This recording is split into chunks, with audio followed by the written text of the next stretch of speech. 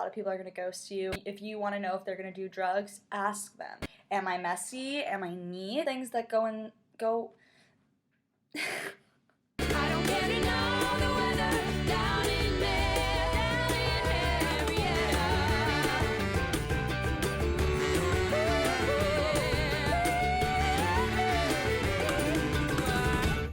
Hey guys, it's Maggie's Movies. Welcome to my channel, or welcome back to my channel. If you don't know me or what I'm about, my channel is basically just a channel about college life and all the things that go on inside my crazy little brain.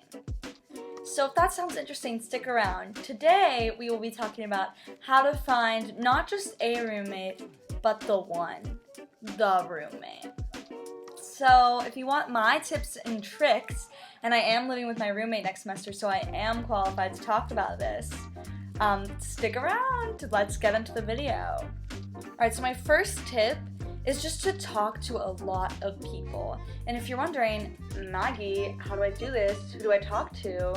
Just hold your horses, because there's a couple different ways and it depends on your school. So I would try pretty much like every way they offer. So there's Facebook groups, which normally they just post like a little description about themselves and then you'll go check out their Instagram and all their other stuff. There's Instagrams, there's GroupMes, like if your residence hall potential members have a GroupMe, or like honors, you can go to that, and then that will typically lead you to a Google Slides where people talk about themselves. Additionally, each school probably has their own roommate housing portal, and some schools it's like actually really heavily used. For Tulane, I don't think it was. I mean, I think I know a few people who maybe got their roommate through that, but most people did it through like an outside source. And that could sound really overwhelming, but it's not, because you can kind of just copy paste, like pick your couple of pictures you're going to use, what you're going to say about it, and just like look for people and reach out to them on their Instagram, or if they give their phone number out, like reach out to them through that. Ask questions, get to know people, but just be prepared to talk to a lot of different people because you might not find the one right away. Number 2, prepare for rejection in small ways and in big ways. So a lot of people are going to ghost you. I'm just going to say it. A lot of people are going to ghost you, whether it's because they got overwhelmed with how many people they were messaging, or they just weren't mature enough to say that they didn't think it was going to work out between the two of you to be a roommate, or just like they got busy or stopped using that social media or something.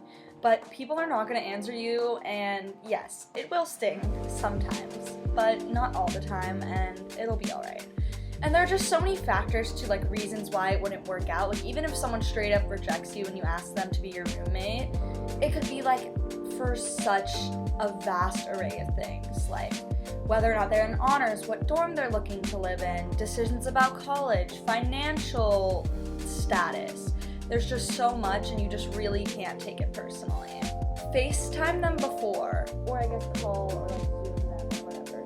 But talk to them face to face in some virtual way or in person, because it's just a more holistic view of someone to see them talking on the spot and not having time for them to like calculate their answers to your questions over text. And also just someone can be super funny and you imagine them a certain way over text, and then you speak to them and that's just not exactly what you imagined. It's just better if you get to know them the best you can, and that's like a really great and useful step. I FaceTimed Sydney like once or twice before we decided to room together. Best decision I ever made. All the people who I know who didn't FaceTime their roommate beforehand, well, maybe not all, but most of the people I know who didn't FaceTime their roommate beforehand did not necessarily have the best experience. So just keep that in mind. And I would recommend doing that like 2 to 3 times before committing. Ask them the real questions you want to know the answer to. Don't feel like you're going to be a nerd or they're going to think you're too wild because you're asking certain questions, but you need to get the down and dirty about this person. Like if you want to know if they're going to party and drink a lot, ask them. If you want to know if they're going to do drugs, ask them. If you want to know if your roommate's okay with you possibly doing those things in the room, ask them. I cannot stress this enough, and it seems so simple, but no one wants to do it because it can be kind of awkward, because it's very clear, like, if you guys disagree on this question, then you can't room together.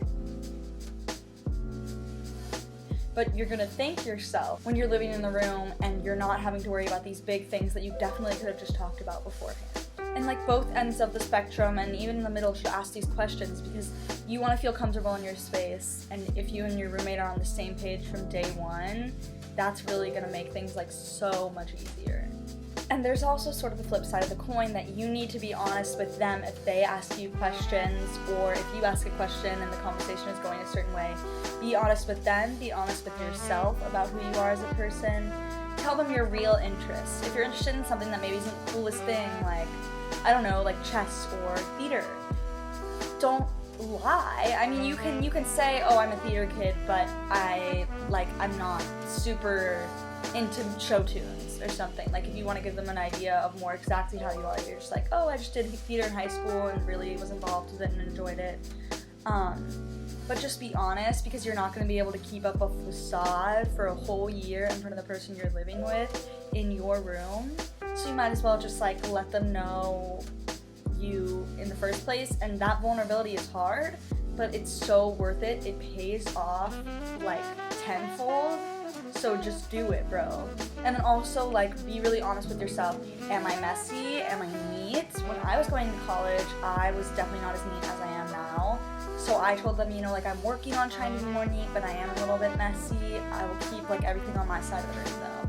And I got neater, but because I had that expectation, it's never been a point of, like, contention between me and my roommate, Sydney. And then also, like, if you're super neat and you need your roommate to be neat, or it's going to cause you emotional turmoil, you need to say that and demand that from your roommate, because you're just going to make your life miserable if you're lying to yourself and lying to the people around you, and you don't want to start off your relationship with them having this false idea of you, or just no idea of all, and that goes down into communication. So just be super honest. Like, if you want to use the room to study, tell them that. If you want to use the room to socialize and study at the library, tell them that too. Communicate and figure that stuff out for yourself. And if you don't know, tell them you don't know.